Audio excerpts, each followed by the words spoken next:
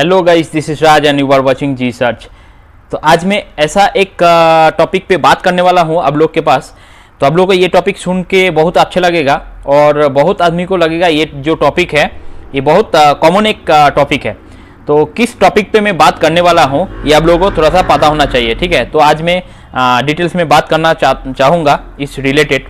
जो भाई मेरे को देख रहा है, जो व्यूअर्स मेरे को देख रहे हैं सऊदी अरब, ओमान, कतार, कुवैत और दुबई, इसी कोई भी मुल्क से हो सकता है जो मिडिल ईस्ट में है, तो इन लोगों के सबके साथ ये जो प्रॉब्लम्स है ये कॉमन प्रॉब्लम्स है, ये सबके साथ हुआ है, ठीक है।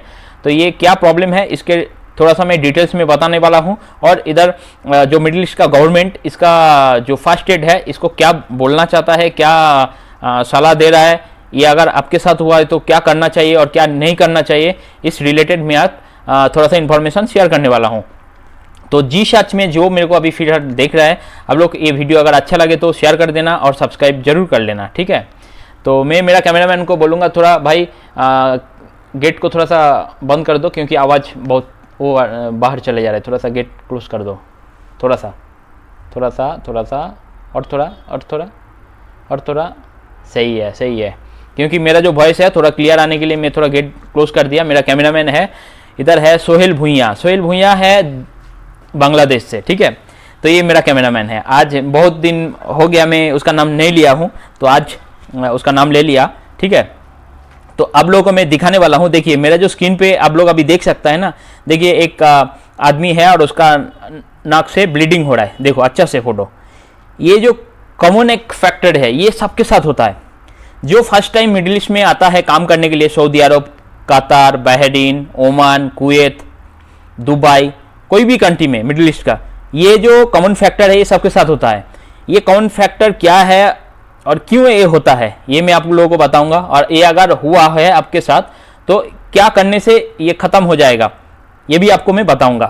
तो चलिए, इसका मैं तो कोई डॉक्टर नहीं हूँ तो मैं ऐसा कोई बात नहीं बोल सकता हूँ डॉक्टर जैसा, बट मैं आपको कुछ इन्फॉर्मेशन दिखाऊंगा और इन्फॉर्मेशन शेयर करूंगा क्योंकि ये जो कॉमन फैक्टर है, ये जो कॉमन केसेस है ये सबके साथ होता है। जो वर्कर्स मिडिल ईस्ट में काम करने के लिए बाहर मुल्क से आता है, बांग्लादेश का, इंडिया, पाकिस्तान, श्रीलंका, कुछ भी, नेपाल, कोई भी कंट्री से आता है, तो पहला साल में ही उसका ये सब प्रॉब्लम उसके साथ हो जाता है। हर बोले तो 99% वर्कर के साथ ऐसा होता है। तो ये कोई बड़ा बात नहीं है, ये कोई आप लोग सोचेंगे ये बहुत कुछ आपका शरीर में कुछ हो गया है, बहुत खराब हो रहा है अंदर, ऐसा बात कुछ नहीं है, ठीक है।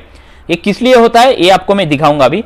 और चलिए, तो मेरा स्क्रीन पर चलिए तो आप लोगों को पता चलेगा। मैं स्क्रीन शेयर करता हूं और उसका डिटेल्स बताऊंगा अभी। चलिए देखो, ये अभी मैं खोल लिया हूं मिनिस्ट्री ऑफ हेल्थ का एक पेज, आप लोग देख सकता है ऊपर में वेबसाइट दिखाई दे रहा है moh.gov.sa। ये है मिनिस्ट्री ऑफ हेल्थ सऊदी अरब का एक साइट है। उसका नीचे देखिए हेल्थ अवेयरनेस बोल के कुछ दिखा रहा है, उसके बाद दिखा रहा है एजुकेशनल कंटेंट दिखा रहा है, फर्स्ट एड दिखा रहा है, ये सब दिखा रहा है। उसके बाद देखिए क्या लिखा है, नोस ब्लीड। ये जो नोस ब्लीड है, जो नाक से खून आता है ना, ये हर एक आदमी को आता है जो बाहर मुल्क से इधर काम करने के लिए मिडिल ईस्ट में फर्स्ट टाइम आता है।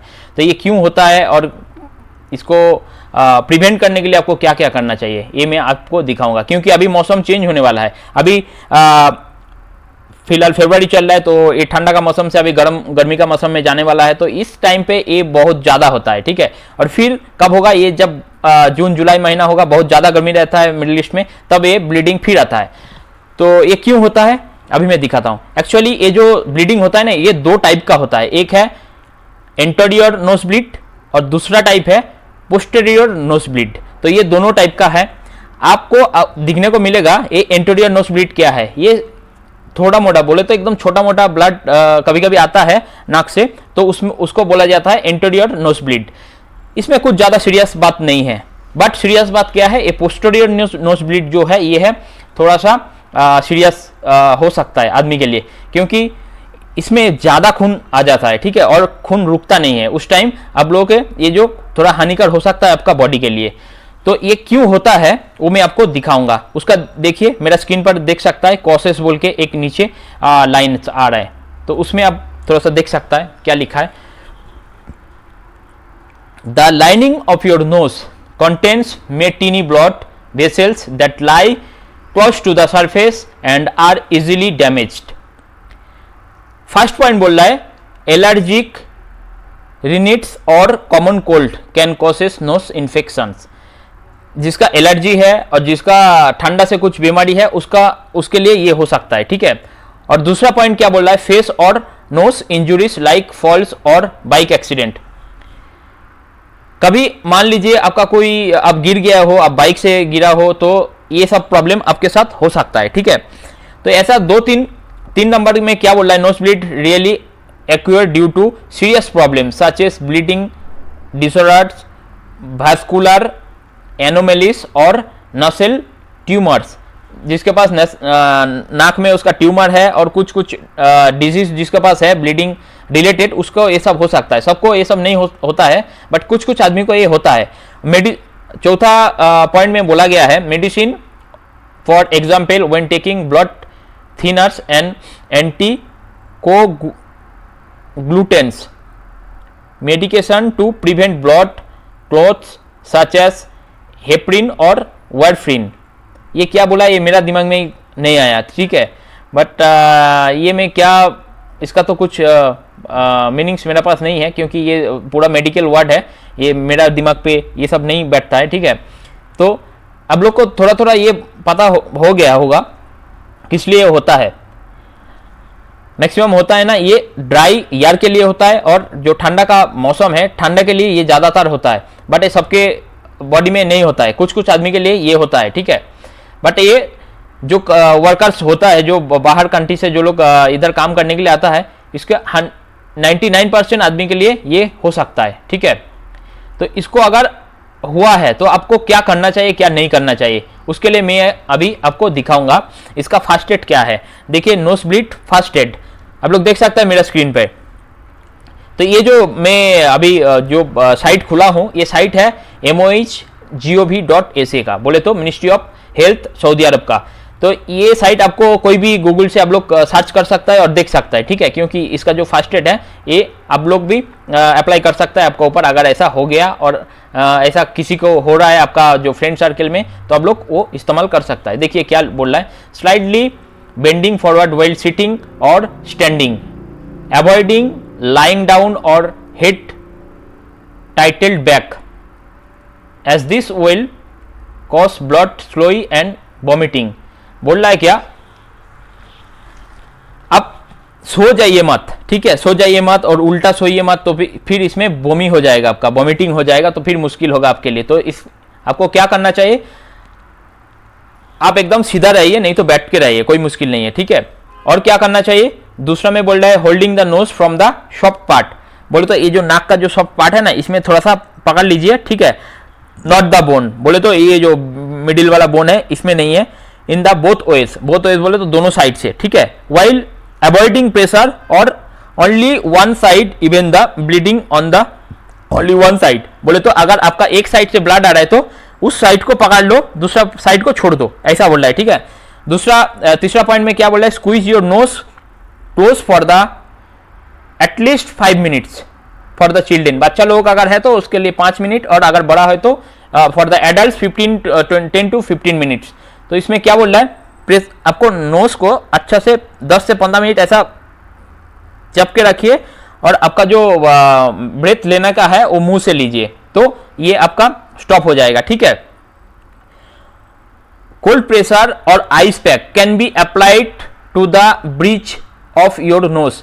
ब्रिज ऑफ योर नोज बोले तो ये जो हड्डी है ना, ये हड्डी में आप आइस दे सकता है, ठीक है। This may help the blood vessel constrict the slow the bleeding.